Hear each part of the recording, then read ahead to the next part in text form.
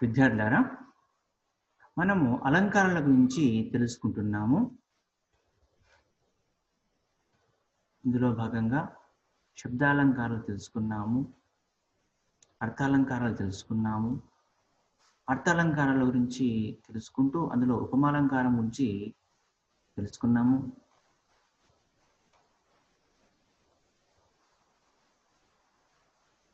ఉత్ప్రేక్షాలంకారం గురించి తెలుసుకున్నాము. రూపకాలంకారం గురించి తెలుసుకున్నాం. ఇక ఇప్పుడు ఉల్లేఖాలంకారం గురించి తెలుసుకుందాము. ఉల్లేఖం అంటే ఉల్లేఖించడము. ఉల్లేఖం అంటే ఉల్లేఖించడం. ఉల్లేఖించడము అంటే ఒక వస్తువును అనేక విధాలుగా చెప్పటం. ఒక వస్తువును అనేక విధాలుగా చెప్పటం అంటే ఒక వస్తువు యొక్క ధర్మాలను అనుసరించి పలు రీతులుగా తలచటము, లేదా ఒకడే అనేక విధాలుగా ఉల్లేఖించటము ఉల్లేఖాలంకారము అవుతుంది. ఇది ఉల్లేఖాలంకారం అంటే నిర్వచనం. ఉదాహరణకు తీసుకుందాం.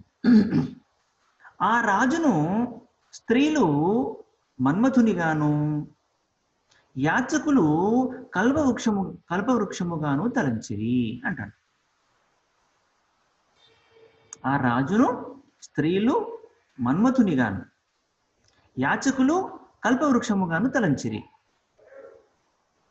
అంటే ఇక్కడ చూడండి, దీంట్లో ఇక్కడ రాజు మన్మథునిగా ఊహించడము అంటే ఏంటి అంటే స్త్రీలు మన్మథునిగా ఊహిస్తున్నారు అంటే అక్కడ రాజు యొక్క అందానికి ముగ్ధులైపోయి, రాజు యొక్క అందానికి ముగ్ధులైపోవటం. రాజు ఒకటే, కానీ ఆ ఒక్కరిని ఒక్కొక్కరు ఒక్కొక్క విధంగా ఊహించుకోవటము, తలచుకోవటం. ఇక్కడ ఏం చేస్తున్నారు? స్త్రీలు ఏం చేస్తున్నారా? రాజును స్త్రీలు ఏం చేస్తున్నారు అంటే మన్మథునిగా ఉంటున్నారు అనమాట కొంతమంది స్త్రీలు. అంటే అక్కడ రాజు యొక్క అందము అనేటువంటిది మన్మథునితో సమానంగా ఉండడం చేత స్త్రీలంతా కూడా ఆ రాజును మన్మథునిగా తలచుకోవటము, ఇదొక అర్థం. యాచకులు కల్పవృక్షముగా తలంచిరి. యాచకులు అంటే ఇక్కడ అర్థించేవాడు. యాచకుడు అంటే ఇక్కడ మనకు అర్థించేవాడు అని అర్థం వస్తుంది. అర్థించడం అంటే ఇక్కడ కోరటం. అర్థించడం అంటే ఇక్కడ మనకు కోరటం అన్నమాట. అంటే ఏం కోరుతున్నారు ఇక్కడ? కొంతమంది ఏం కోరుతున్నారు అంటే ఇప్పుడు రాజుగారు కాబట్టి రాజు యొక్క దానగుణం ఉంటుంది కాబట్టి ఆ దానగుణమును బట్టి రాజు చేసేటువంటి దానానికి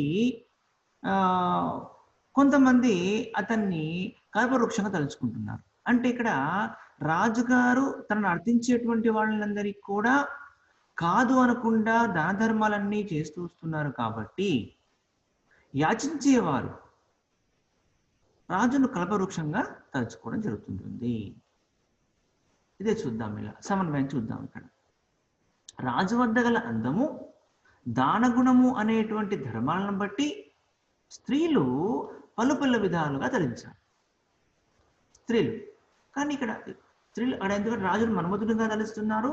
అలాగే యాచకులు అంటే అక్కడ స్త్రీలు కూడా రావచ్చు, పురుషులే కాకుండా స్త్రీలు కూడా రావచ్చు. కాబట్టి ఇక్కడ ఈ విధంగా దానగుణం యొక్క ధర్మాన్ని బట్టి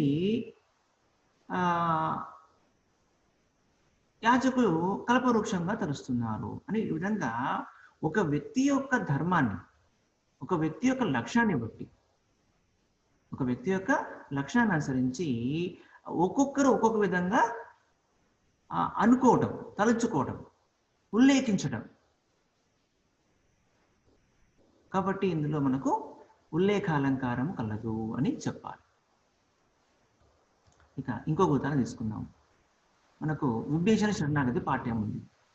ఆ పాఠ్యాంశం ప్రకారం వచ్చినట్టయితే ఇక్కడ మనకు పరమాత్ముడవు నీవ పరమంబు నీవా పరికింపనెందు పరమాత్ముడవు నీవ పరమంబు నీవా పరమంబు నీవా పరికింపనెందు భువనకర్తవు నీవ భువనంబు నీవా భువన హర్తవు నీవ భువనైక వీరా. ఇక చూడండి, ఇందులో కూడా ఆ యొక్క శ్రీరామచంద్రుని యొక్క గుణగణాలను బట్టి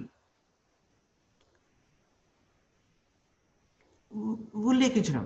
ఎవరు ఉల్లేఖిస్తున్నారు? విభీషణ శరణాగతిలో విభీషణుడు శ్రీరామచంద్రుని యొక్క గుణగణాలను ఈ విధంగా ఉల్లేఖిస్తున్నాడు. ఉల్లేఖ అలంకారం అంటే ఏం చెప్పుకుంటున్నాము? ఇక్కడ పెక్కు ధర్మములు గల వస్తువును ఆయా ధర్మములను అనుసరించి ఉల్లేఖించుట ఉల్లేఖ అలంకారము అంటారు. ఇది సరే. ఇక చూడండి, సమన్వయం చెప్పుకుంటాం. ఇలా సమన్వయం చెప్పుకోవాలి. అంటే పరీక్షల్లో మీకు ఉల్లేఖ అలంకారం అని చెప్పని ఇచ్చినట్టయితే అప్పుడు ఉల్లేఖ అలంకారం అంటే ఏంటి? లక్షణం రాయాలి, ఒక ఉదాహరణ రాయాలి, సమన్వయం చేయాలి.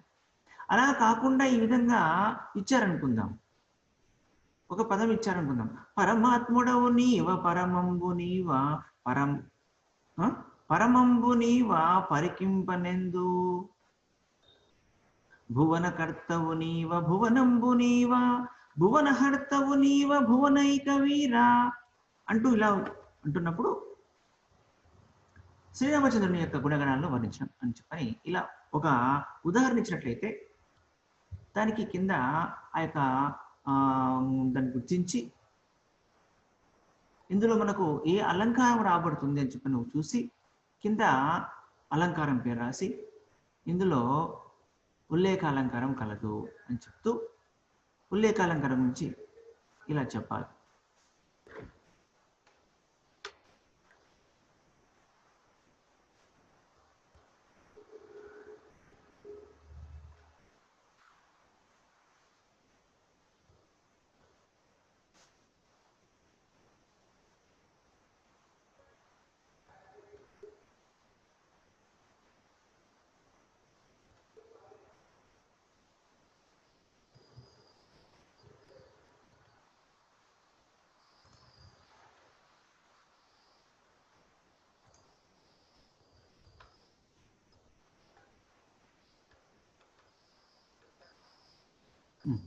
ఇలా ఎదుగుతాం అంటే ఏం రాయాలి? ఫస్ట్ ఇక్కడ ఇలా ఉదాహరించినప్పుడు ఇందులో ఉల్లేఖ అలంకారం కలదని చెప్తాం. ఎట్లా చెప్తున్నాము అన్నప్పుడు కింద ఈ లక్షణం రాయాలి, లక్షణము రాయాలి. పెక్కు ధర్మములు గల వస్తువును ఆయా ధర్మములను అనుసరించి ఉల్లేఖించుట ఉల్లేఖ అలంకారము అంటారు అని రాయాలి. అలా రాశాక సమన్వయం చేసుకుంటూ పోవాలి. ఇలా ఇక్కడ విభీషణుడు శ్రీరాముడిని ఏమంటుకుంటున్నాడు? పరమాత్మగాను, పరమముగాను, పరమ విద్యగాను, భువనకర్తగాను, భువనముగాను, భువన హర్తగాను వేరువేరుగా చెప్పుట చేత ఏమంటున్నాము? పెక్కు ధర్మములు గల వస్తువును ఆయా ధర్మమును అనుసరించి ఉల్లేఖించుట ఉల్లేఖ అలంకారం అంటున్నాం. కాబట్టి ఇక్కడ మనం చూడండి, విభీషణుడు శ్రీరామచంద్రుణ్ణి పరమాత్మగాను, పరమముగాను, పరమ విద్యగాను, భువనకర్తగాను, భువనముగాను, భువన హర్తగాను ఇలా వేరువేరుగా చెప్పుట చేత ఇందులో ఉల్లేఖ అలంకారము కలదు అని ఇలా వివరించాల్సి ఉంటుంది. ఇది ఉల్లేఖ అలంకారం అవుతుంది. ఇంకొకటి ఇలా పరీక్షల్లో ఒక ఉదాహరణ ఇచ్చారనుకుందాం. ఏమి ఇస్తారు? ఇలా చంద్రార్కులు నీవ జలదులు నీవా ఇంద్రాదులు నీవ ఇలయును నీవా శబ్దార్థములు నీవ శబ్దముల్ నీవా శబ్దముల్ భేదించు శ్రవణముల్ నీవా అని ఇలా ఇచ్చారనుకుందాం. ఒక ఉదాహరణ ఇచ్చారనుకుందాం. అప్పుడు ఏం చేయాలి? ఇక్కడ ఇలా ఉదాహరణ సమన్వయం చేయాలి. ఈ పద్య పాదాల్లో ఉల్లేఖ అలంకారము కలదు అని రాయాలి మొదట. తర్వాత ఏం చేయాలి? లక్షణము రాయాలి. పెక్కు ధర్మము గల వస్తువును ఆయా ధర్మములను అనుసరించి ఉల్లేఖించుట ఉల్లేఖ అలంకారము అంటారు అని రాయాలి. రాశాక సమన్వయం చేయాలి. ఏం చేయాలి?